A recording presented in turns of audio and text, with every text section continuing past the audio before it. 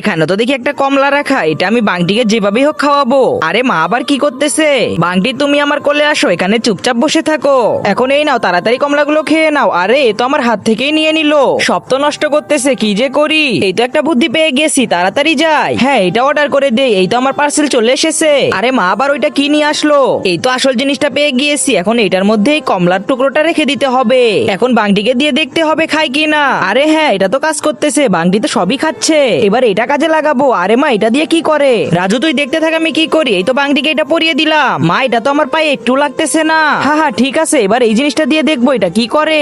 তারপরে কি হয়েছিল সেটা দেখার আগে আপনি কাকে বেশি ভালোবাসেন, সুন্দরী মেয়েটাকে নাকি কলিজার বাবাকে? যদি আপনি আপনার কলিজার বাবাকে বেশি ভালোবেসে থাকেন তাহলে চ্যানেলটি সাবস্ক্রাইব করে ভিডিওটি শেয়ার করে দিবেন আর কমেন্ট বক্সে লিখে যাবেন আই লাভ বাবা। আর আপনি যদি কিছুই না করেন তাহলে আমি ভাববো আপনি সুন্দরী মেয়েটাকে পছন্দ করেন। এই তো এটার মধ্যে ফল দিয়ে দিলাম, এখন দেখি তো বাংটি খাই কিনা। আরে এটাও দেখতেছি ভালোই কাজ করে।